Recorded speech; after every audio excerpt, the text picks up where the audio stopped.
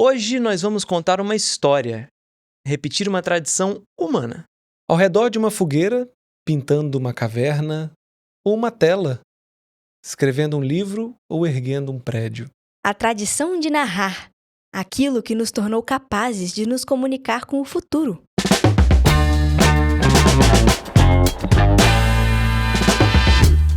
Oi, eu sou o Cauê e eu sou salvo na edição.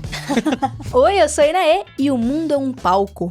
E eu sou o Kainan e eu enxergo narrativa em todo lugar. Ah, garoto! Olá, pessoal! Sejam muito bem-vindos ao terceiro episódio do Mostrando a Língua. Gente, Já estamos no 3, tá passando rápido. Tá passando bem rápido isso, hein? realmente. E aí, gente? Como é que vocês estão? Eu tô muito feliz porque o tema de hoje mexe muito comigo. Eu acho que com todos nós, né? No sentido mais amplo da nossa história. Tem uma narrativa se construindo aqui nesse podcast já. É verdade, né? Os comentários das pessoas, os linguarudos aparecendo. Aham. Tô muito feliz com a forma que o programa tá tomando. E vambora, vamos. Acho que é uma jornada grande essa temporada. Eu tô preparado, e vocês? Pode dar o play. Eu tô pronto, por mim é luz, câmera e ação. Ah, garoto! Então vamos nessa, porque a conversa de hoje é sobre o bastidor e o narrador.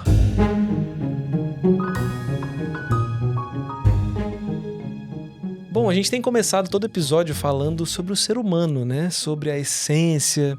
E eu tenho percebido que isso é meio inevitável, porque todas as palavras falam da comunicação, mas também contam uma história. É muito gostoso a gente olhar lá pra trás e enxergar coisas que a gente faz, ou se identificar, né, no significado de várias coisas. Falando de narrativa, a gente tá falando de um período onde não havia a escrita. A gente tá falando de comunicação entre humanos. Onde não havia escrita, já havia o poder da história. Por que o ser humano gosta tanto de ouvir e contar a história? É um ímpeto humano. Boa!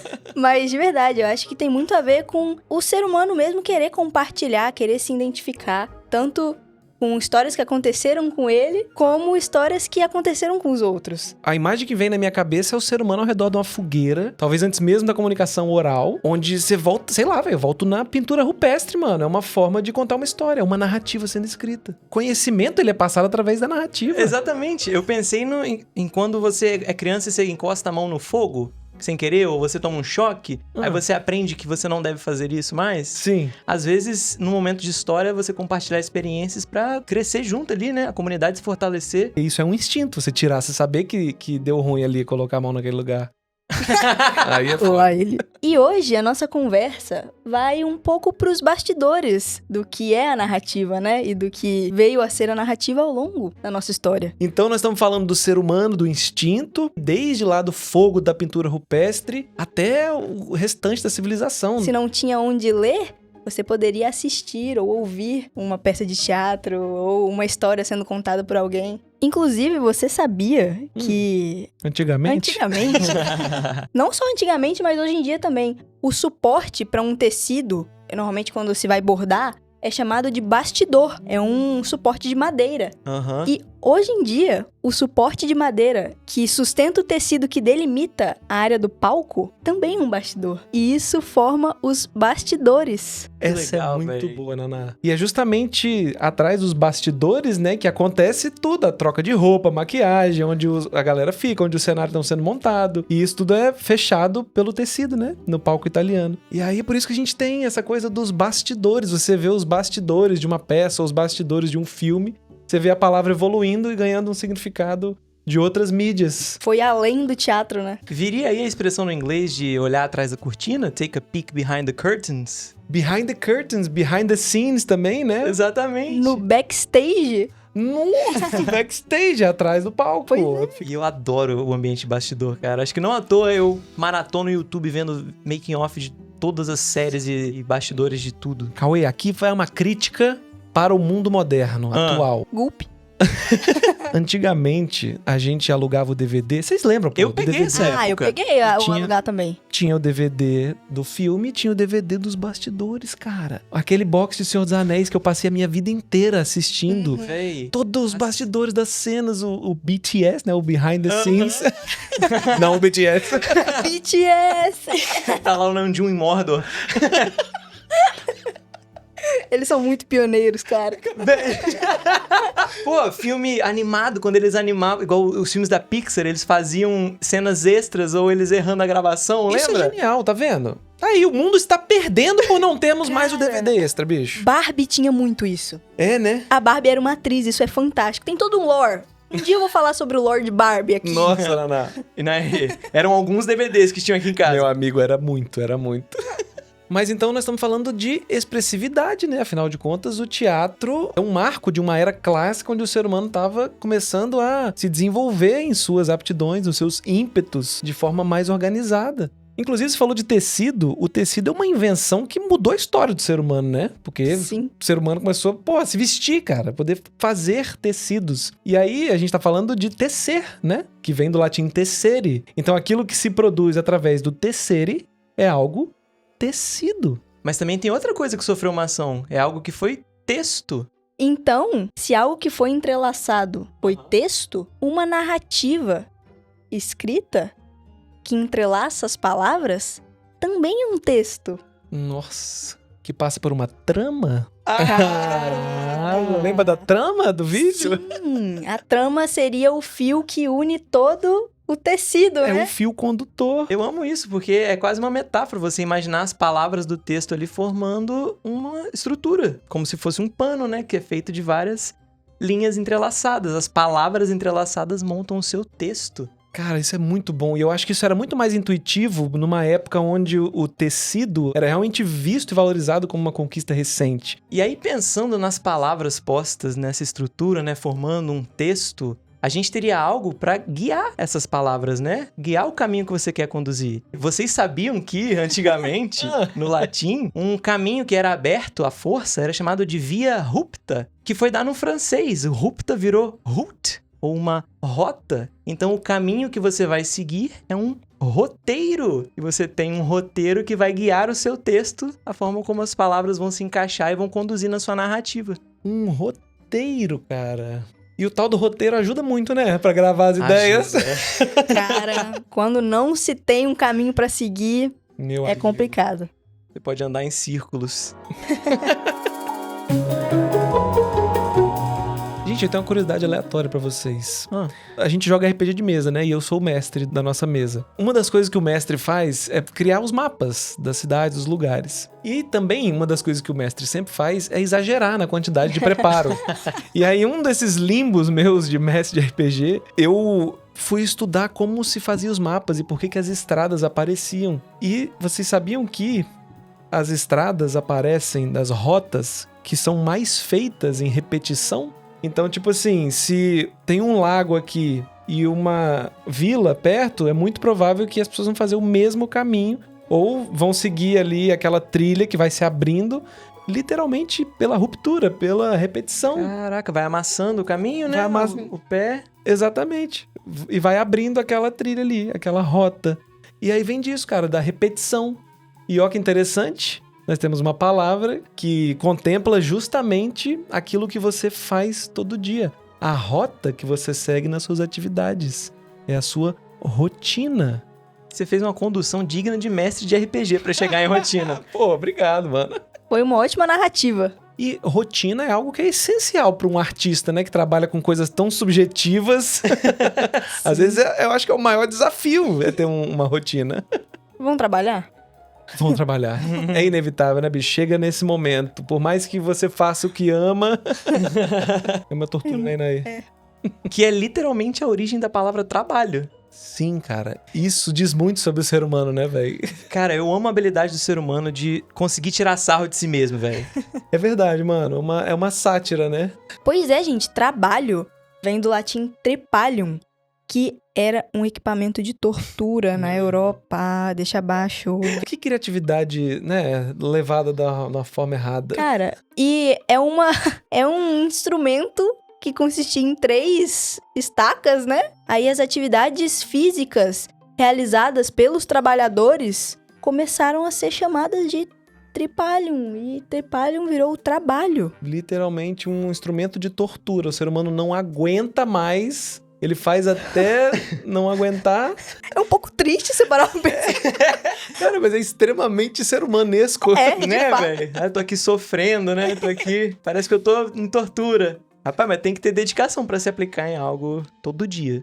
E ó que massa, tem uma palavra que se referia ao ato de se dedicar a algo todo dia, ou fazer algo com afinco, né? Até com certa ansiedade. É a palavra studium.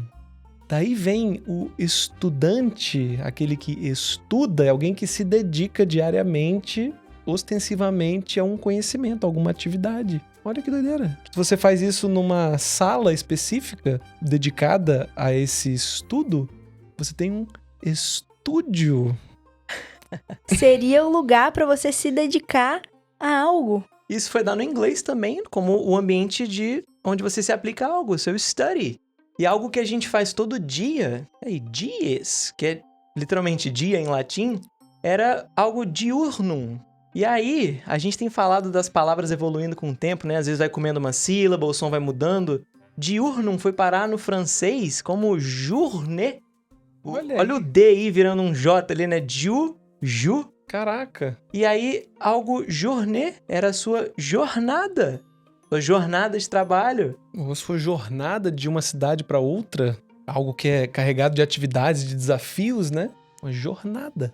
Ou, por exemplo, algo que saía todo dia, um papel com notícias, acontecimentos recentes, o papier journal, Meu amigo. o nosso jornal. Vem da publicação diária. Pois é, cara. Às vezes começa com um romano falando diurno e termina com William Bonner falando boa noite. Por falar em estudar, a Carolina mandou uma história de faculdade. Fala pra nós. Quando eu estava na faculdade, meu primeiro estágio foi uma produtora de eventos, mais focada em peças de teatro. Na época, fiquei super empolgado com a possibilidade de estar nos bastidores, conhecer os atores e ver tudo de perto no palco. Ó, os bastidores aqui. Como era a minha primeira experiência, fiquei muito nervosa na etapa da entrevista. Por isso, quando me perguntaram qual ator eu estava mais empolgada para conhecer, me deu um branco e eu falei o primeiro nome que passou na minha cabeça. Antônio Fagundes. Tipo assim, sem querer, ela acertou o máximo que podia acertar, a não ser Fernanda Torres. Exatamente. Deve ter sido uma excelente escolha, porque eu fui contratado e nunca mais pensei nisso. Ok. Meses depois, em um expediente aparentemente normal, meus chefes me puxaram para um canto. Ai, meu Deus. Já pensei em tudo que tinha feito errado, quando eles me soltam, você não sabe quem vem aí. Seu ídolo. Todos da equipe estavam super empolgados por mim e por isso eu tive que fingir ser a fã número 1 do Antônio Fagundes por um dia. Pelo menos a experiência deve ter sido muito boa. Cara, a Rita mandou uma história que tem a ver com trabalho. Nos anos 80, eu trabalhava numa boutique chique na minha cidade. Devido à insatisfação do dono, foi trocada a gerente da loja. O dono pediu para a atual gerente fazer uma vitrine diferente, para chamar a atenção, destacar as roupas e aumentar as vendas. A gerente, então, querendo inovar, pegou um carro, foi no meio do mato e trouxe um monte de toco de árvore, galhos, folhas secas em Meu sacos Deus. para fazer a tal vitrine. Criativa. Ela montou tudo e o tempo foi passando. Quando fomos ver, a loja estava infestada de formigas. Meu irmão. Era formiga subindo no vidro da vitrine, nas roupas, no chão. Não, que trabalheira. Enfim, imaginem nossa luta para tirar as formigas. Moral da história: quando for contratar alguém para fazer determinado trabalho, veja se a pessoa tem talento. A coitada não entendia nada, Tiff. Meu Deus. Deve ter sido um verdadeiro tripalium tirar essas formigas. As formigas vieram nos palhums, né? Vai que o carro dela era um palio. Eu tenho uma história de bastidores do Matheus. Minha história de bastidores é justamente uma história que eu só sei pelos outros. Riso, riso, riso. Eu trabalhava em uma companhia circense como trapezista e muitas das acrobacias eram feitas em dupla com minha colega de voo. Em uma apresentação grande, ela acabou acertando a cabeça dela na minha, no ar. Terminamos a coreografia, descemos, fomos para os bastidores, a TV local estava presente para nos entrevistar, era a abertura de algum evento, dei a entrevista. Não me recordo de nada. Meu Deus, você não lembra? Como assim? Eu achei que ia dar outro rumo essa história. A questão é que depois da pancada na cabeça eu tive amnésia, então não lembro absolutamente de nada dessa apresentação, da entrevista ou dos bastidores. Até hoje, muitos anos depois, minha lembrança da noite é só o começo do espetáculo e o ônibus de volta pra casa. Ficam as lembranças, ou não. Ah, muito bom. Não, a naturalidade que ele falou que bateu a cabeça No ar? Ó, o Dan e a Bruna mandaram uma história sobre cadeira. Manda. Pois não é que estávamos nós, numa tarde preguiçosa, na varanda da casa de praia. Conversa boa, vento no rosto, cada um no seu canto. E o nosso amigo Bezerra, acomodado todo confiante numa cadeira de plástico. Dessas que parecem firmes, mas a gente sabe que já viveram dias melhores. De repente, sem aviso, a cadeira resolveu se aposentar. O pé dela entortou devagarinho, fazendo um barulho de crec, crec, e foi aí que começou o espetáculo. Bezerra, coitado, começou a tombar pra trás.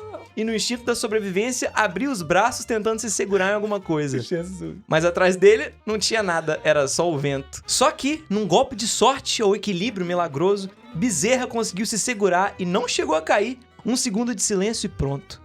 Explodiu a gargalhada geral. E até hoje, quando a gente lembra desse dia, não diz que ele caiu da cadeira de plástico. A gente fala que ele caiu procurando cabelo no vento. Cara, ele não caiu. O Bezerra tá caindo até agora, gente. Foi cinemático isso aqui. Boas histórias, hein? E se você quiser participar com a sua história, fica ligado nas palavras da semana lá no nosso Instagram. Os alienígenas invadiram os Estados Unidos. Foi isso que você ouviu no rádio, com tiros de raio laser, explosões e gritos. O locutor está aos berros e um cientista confirma ao vivo. Os marcianos chegaram. É véspera de Halloween e você acabou de ouvir A Guerra dos Mundos.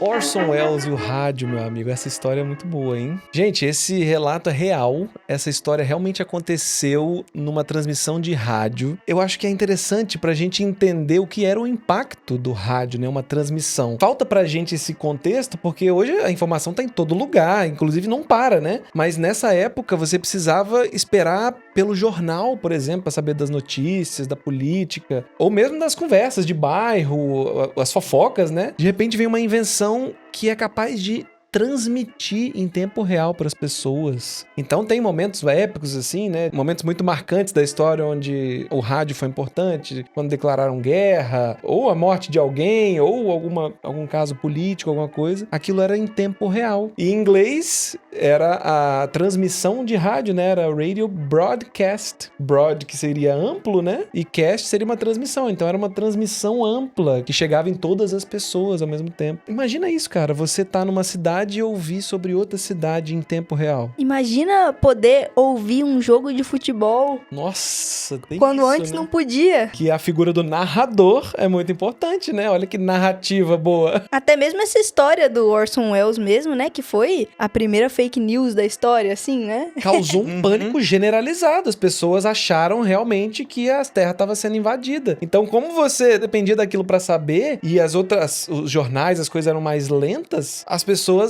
acharam que era o que estava acontecendo, mas era na verdade um programa de uma radionovela muito bem feita, ensaiada, com efeitos sonoros, e o pânico foi geral. Olha o impacto do rádio, né, na vida das pessoas. Eu amo pensar no rádio como ele realmente é, né? As ondas estão sendo transmitidas e você tem que ir com a sua antena e sintonizar para ouvir, captar aquelas ondas. Se vocês pararem para pensar, as ondas que são transmitidas, elas não param de andar. Eu tava vendo o Neil deGrasse Tyson falando, as primeiras transmissões de rádio ainda estão, cara, no universo sendo espalhadas. Um ET pode muito bem estar ouvindo a história e falar, ué, mas eu não invadi, não? Sintonizar lá, pegar a onda de rádio onde ela estiver, que agora já deve estar a muitos quilômetros de distância. Isso tá percorrendo o nosso espaço-tempo, cara. Imagina uma radionovela aí viajando o espaço-tempo, que loucura! É muito doido sempre ouvir essa previsão alarmista de que as coisas vão deixar de existir quando surgiu a televisão, de que o rádio fosse sumir. Cara, acho que não, acho que se adapta, né? Essas tecnologias se adaptam e o rádio continua presente na nossa vida.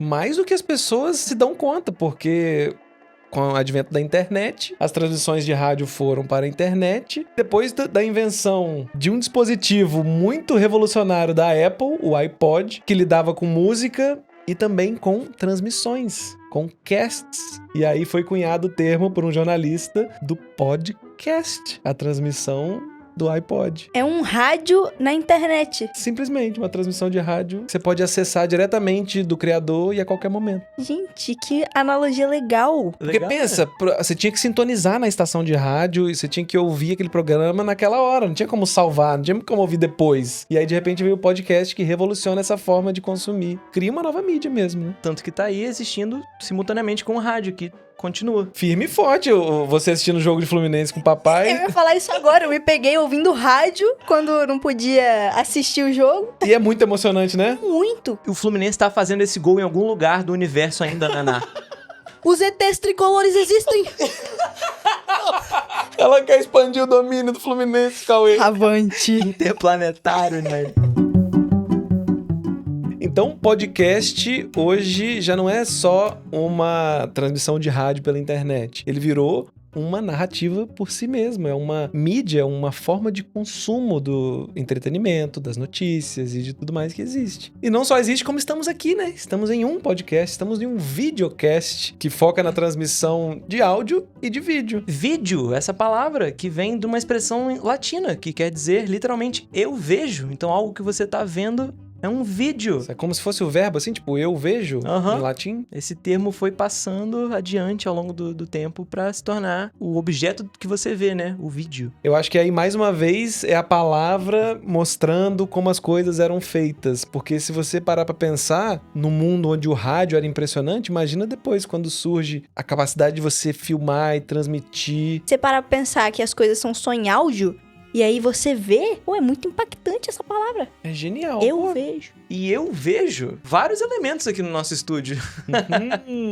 No estúdio onde a gente se dedica a fazer o nosso podcast. Exatamente. Onde nós estamos trabalhando no bom sentido. E o que você vê no estúdio, Cauê? Eu vejo vários, eu olho pra câmera, por exemplo. Câmera, do latim câmara, era uma sala escura onde se entrava a luz. É uma câmera, é a mesma coisa. A luz passa pela lente e forma a imagem no sensor. Antigamente no filme. Passa pela lente. Vocês sabiam que antigamente Ai, meu Deus. um dos cereais mais antigos cultivados na humanidade é uma pequena semente em formato de disco que lembra muito o formato de uma lente? É uma lentilha. A lentilha é responsável pela lente ter esse nome, porque do latim lens significa lentilha. E aí quando inventaram esse disco de vidro côncavo que tinha o formato que lembrava uma lentilha, eles passaram a chamá-la de lente. Se um romano tivesse aqui hoje, ele ia ficar... Por que vocês estão falando de lentilha o tempo todo, cara? É porque vocês estão colocando a lentilha na câmara. E o que você vê neste estúdio, Inaê? Kainan, eu vejo uma mesa, eu vejo cadeiras. Cadeiras ou poltronas? Cadeiras ou poltronas? Cadronas. Cara, no latim, cátedra era um assento com braços. Então tinha os bancos e tinham as cátedras, que eram assentos, assim, nível alto. Especiais. Especiais. Então os que ocupavam esses assentos especiais eram os catedráticos. Meu irmão. Boto fé, professor catedrático. Até hoje tem os professores catedráticos Aham. É que mesmo? ocupam as cadeiras nas universidades ou as cátedras, né? Só uma curiosidade, mas a igreja que guarda a cadeira do bispo, a cátedra do bispo, é a catedral. Essa é uma daquelas palavras que tá na sua cara o tempo todo. E aí quando você entende, você não consegue mais desver. Estamos em cátedras aqui, cara. É, velho. Olha que luxo. Agora eu estou me sentindo mais importante. E o que você vê, Kainan? Eu vejo um microfone diante de mim. Um microfone Verdade. que é um companheiro de jornada da minha vida. Você já realizou algumas gravações na vida, né, com microfones. Muitas, cara. Gente, pra quem não sabe, o Kainan é músico, produtor audiovisual e que sabe a diferença de microfones entre dinâmicos, condensadores. Muito bem criado. Não, eu já tô orgulhoso, mano. Pra mim já Ótimo. valeu todos esses anos. Mas eu adoro o microfone porque ele representa não só a inovação tecnológica, mas também um ímpeto, né? Uma vontade humana. Nos teatros gregos, alguns adereços cênicos, como aquelas famosas máscaras, tinham um pequeno cone na frente que tentava projetar a voz. Em Roma também, nos anúncios, né? Tinham o que eles chamavam de megafonos. Eram dispositivos cônicos que se colocavam na frente da boca para tentar projetar, fazer com que aquela voz ou aquela fonos fosse projetada, por isso megafonos. No caso dos microfonos, o que ele faz é transformar esse ar, esse som que sai pelo ar, em impulsos elétricos e captar ele. Então, isso é uma invenção super recente. E o microfone foi inventado para o telefone, que era a tentativa de levar a voz para longe, né, do latim tele. Você tem um dispositivo elétrico que junta tudo isso num espaço pequeno, impulsos elétricos, é o microfone. Tudo isso lidando com fonos, né, que é o grego de voz. E aí nós temos a indústria fonográfica, porque a gravação em som é recente, é muito recente, que são literalmente discos com arranhões, né, entre aspas, onde foi gravado o som e a música. Então, de repente, o ser humano começou a ser capaz de compartilhar gravações. Uma delas foi a música. Mas antes disso, você tinha essa evolução do rádio, de tudo. Dá pra fazer até um paralelo de fonográfico com a indústria fotográfica. Meu Deus, Inaê, exatamente. É perfeito isso. Fotografia já deve ser mais conhecido, né? Da impressão com a luz. Totalmente. Mas, impressão com som. Ou a indústria cinematográfica. Todas se tratam de gravações do ser humano em diversos meios e dispositivos. Gravar, cara, eu tô de cara, que era uma gravação, ele ia fazendo pequenas gravações no disco, né? É físico, né, cara? É verdade, mano. É Tá gravado. Gravura. Cara, você falou microfone, é uma palavra grega. Eu fico pensando em como eram os teatros, né? Os teatros a céu aberto pro pessoal assistir, para várias pessoas conhecerem essas novas narrativas, essas histórias que estavam sendo contadas. Eles tinham um elemento, né? Que era a própria tenda que cobria o palco onde eles iam se apresentar. No grego era o skene. Isso foi dar no latim como cena. Scaena, né? Virou cena. E que foi dar como um elemento primordial do teatro, mas também de um estúdio de podcast, que é o cenário. É tudo aquilo que compõe a cena. Você pensar na cena como um abrigo, né? É um abrigo literal para aquelas pessoas, mas também o que abriga a cena, a história. Olha que bonito. Estamos imersos no nosso cenário e no cenário dessas narrativas. Inclusive, muito lindo esse painel aqui, né? Quem fez? Obrigada, Kainan, fui eu. Fomos nós. E, gente, já caminhando também pro final dessa nossa narrativa, existem elementos, existem dispositivos que você usa no final da sua narrativa. Como, por exemplo, a edição. Nossa. Eu falei na minha abertura que a edição me salva, mas é genuíno, cara. A edição é um passo fundamental da narrativa que você está querendo construir. E hoje a gente pensa em edição de vídeo, né? Que é uma das formas de linguagem. Mas existe a edição de um texto, por exemplo. Existe o editor-chefe de uma redação de jornal, que é alguém que está fazendo esse processo de editar. Editio foi a palavra que deu origem à palavra edição, palavra latina. Significa o ato de trazer a público algo. Então, eu acho que se relaciona muito com esse processo da edição, ou de um texto, ou mais tarde de um vídeo, ou de uma música, que é você estar preparando aquilo para ser publicado, para vir a público mesmo, né? Que massa! Então, não à toa tá como um dos últimos passos, né, da construção de algo, de uma narrativa, de uma história. Da produção de algo. É a fase de pós-produção. Depois de tudo aquilo que se capta, que se cria, você faz uma pós-produção para poder refinar e publicar, tornar público. Muitas vezes a edição é a salvação da narrativa, né?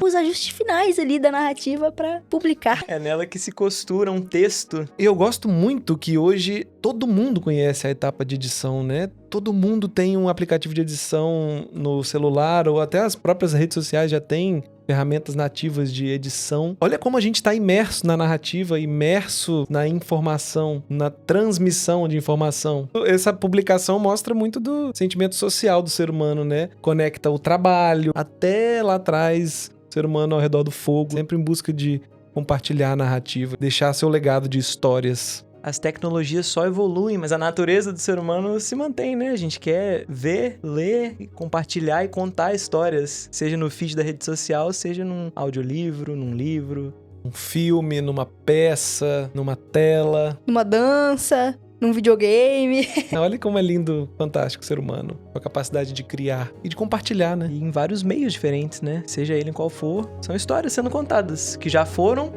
estão sendo e serão contadas. Qual será a próxima história? Eu quero estar aqui para ver. Seja como for, o ser humano segue encontrando formas de contar suas histórias. Enquanto as transmissões ecoam no espaço, nós continuamos tirando fotos, gravando vídeos ou fazendo um podcast. Obrigado por ouvir a nossa história de hoje. Até semana que vem.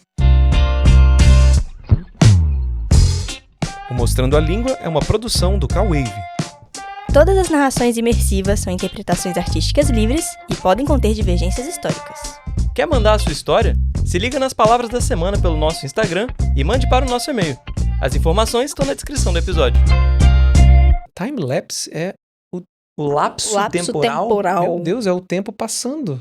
e ele sofrendo calado. Não deu pra tirar ela do pensamento. Eu ia dizer que estava apaixonado. Recebi o convite do seu casamento. Lentilhas douradas num papel bonito.